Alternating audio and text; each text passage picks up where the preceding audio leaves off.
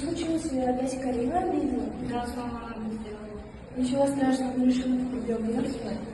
Что случилось? Сообщается. Да вот Карина опять обидела.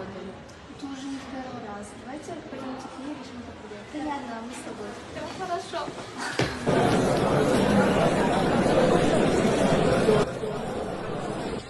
Что уже на одну сторону там? Делаешь больно, это больно. Если у тебя какие-то проблемы, то лучше сказать учителям и хватит унижать других. Буллинг – это очень плохо. Может разрушить человеческие права. Если вас буллинг, нужно обращаться в полицию или рассказывать друзьям и родителям. Не нужно это терпеть. Давайте жить дружно.